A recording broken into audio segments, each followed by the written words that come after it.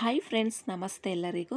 ಇವಾಗಿನ ವಾತಾವರಣಕ್ಕೆ ಬಿಸಿ ಬಿಸಿಯಾದ ಅನ್ನಕ್ಕೆ ರುಚಿಯಾಗಿ ಹಾಗೆ ಸ್ವಲ್ಪ ಹುಳಿಯಾಗಿ ಸ್ವಲ್ಪ ಖಾರವಾಗಿ ಏನಾದರೂ ಮಾಡ್ಕೋಬೇಕು ಅಂದ್ಕೊಂಡಿದ್ರೆ ಇದೊಂದು ಬೆಸ್ಟ್ ರೆಸಿಪಿ. ನಾಲ್ಗೆಗೂ ಕೂಡ ಎಷ್ಟು ರುಚಿ ಇರುತ್ತೆ, ಮಾಡೋದು ಕೂಡ ಅಷ್ಟೇ ಸುಲಭ. ತುಂಬ ಸಿಂಪಲ್ಲಾಗಿ ರೆಡಿಯಾಗುವಂತಹ ಈ ರೆಸಿಪಿ ಹೇಗೆ ಮಾಡೋದು ಅಂತ ನೋಡೋಣ ಬನ್ನಿ. ಅದಕ್ಕೂ ಮುಂಚೆ ಯಾರೆಲ್ಲ ಹೊಸಬ್ರು ದಿವ್ಯಾಸ್ ಕುಕ್ಕಿಂಗ್ ಚಾನಲ್ ನೋಡ್ತಾ ಇದ್ದೀರಾ, ಸಬ್ಸ್ಕ್ರೈಬ್ ಮಾಡ್ಕೊಂಡು ನೋಡಿ. ಇವಾಗ ಈ ಖಾರವಾಗಿ ಹುಳಿಯಾಗಿ ಬೆಳ್ಳುಳ್ಳಿ ಬಜ್ಜಿ ಹೇಗೆ ಮಾಡೋದು ಅಂತ ನೋಡೋಣ ಬನ್ನಿ. ಮೊದಲಿಗೆ ಇಲ್ಲಿ 3 ಗೆಡ್ಡೆ ಅಷ್ಟು ಬೆಳ್ಳುಳ್ಳಿನ ಈ ಥರ ಸಿಪ್ಪೆ ಸಮೇತ ಬುಡ್ಸಿ ಇಟ್ಕೊಂಡಿದ್ದೀನಿ. ಇದನ್ನು ಜಾಸ್ತಿ ಜಜ್ಜಕ್ಕೆ ಹೋಗಬಾರ್ದು, ಒಂದೇ ಇಟ್ಕೆನೆ ಇದು 2 ಪೀಸ್ ಆಗುತ್ತೆ, ಅಷ್ಟು ಜಜ್ಕೊಂಡ್ರೆ ಸಾಕು. ಇವಾಗ ಸ್ವಲ್ಪ ನಿಂಬೆಹಣ್ಣಿನ ಗಾತ್ರದಷ್ಟು ಹುಣಸೆ ಹುಳಿ ರಸನ ಈ ಥರ ಹಿಂಡಿ ಇಟ್ಕೊಂಡಿದ್ದೀನಿ. ನೀವು ಹುಳಿಗೊಜ್ಜನ್ನ ಎಷ್ಟು ಮಾಡ್ತೀರಾ ನೋಡ್ಕೊಂಡು ಅಷ್ಟು ಹುಣಸೆಹಣ್ಣು ಹಾಕ್ಕೊಂಡು ಹಿಂಡಿ ಇಟ್ಕೋಬೇಕು.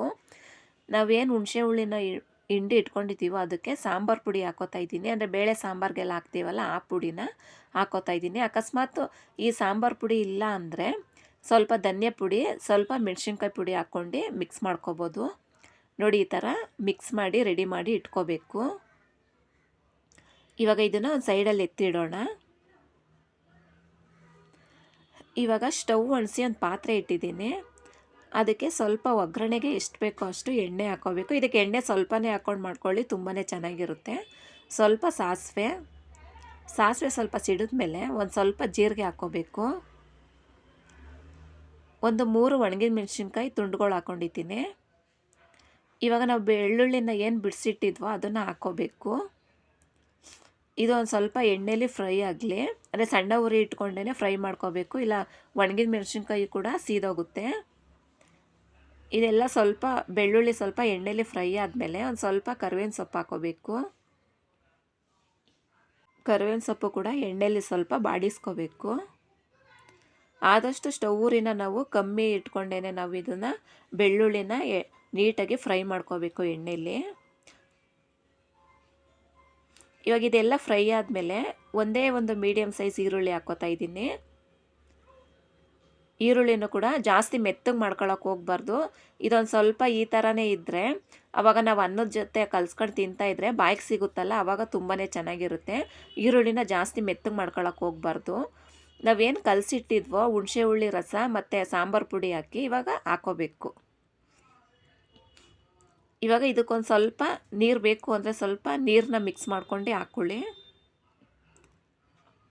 ನಾನು ಸ್ವಲ್ಪ ನೀರು ಹಾಕೋತಾ ಇದ್ದೀನಿ.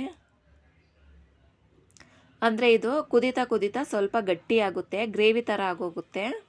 ಅಂದರೆ ಇದನ್ನು ಸ್ವಲ್ಪ ಗಟ್ಟಿಗಿದ್ರೇ ಅನ್ನಕ್ಕೆ ಕಲಿಸ್ಕೊಂಡು ತಿಂದರೆ ತುಂಬಾ ಚೆನ್ನಾಗಿರುತ್ತೆ.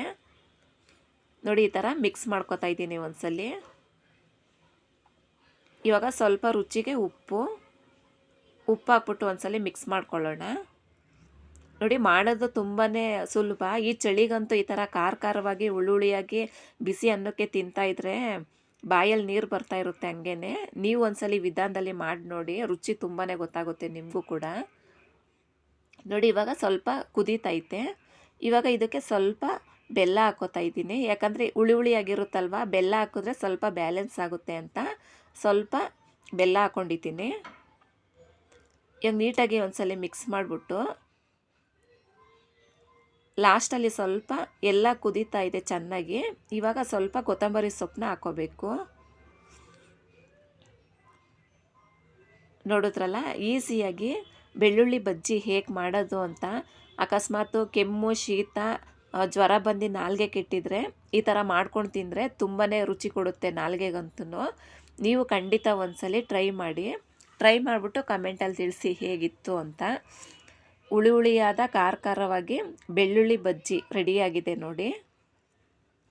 ನೀವು ಕೂಡ ಖಂಡಿತ ಟ್ರೈ ಮಾಡಿಬಿಟ್ಟು ಕಮೆಂಟಲ್ಲಿ ತಿಳಿಸಿ. ಹಾಗೆ ಯಾರೆಲ್ಲ ಹೊಸೊಬ್ರು ನನ್ನ ಚಾನಲ್ ನೋಡ್ತಾ ಇದ್ದೀರಾ, ಸಬ್ಸ್ಕ್ರೈಬ್ ಮಾಡ್ಕೊಂಡು ನೋಡಿ. ಹಾಗೆ ಪಕ್ಕದಲ್ಲಿರೋ ಬೆಲ್ ಬಟನ್ನು ಕೂಡ ಕ್ಲಿಕ್ ಮಾಡಿ.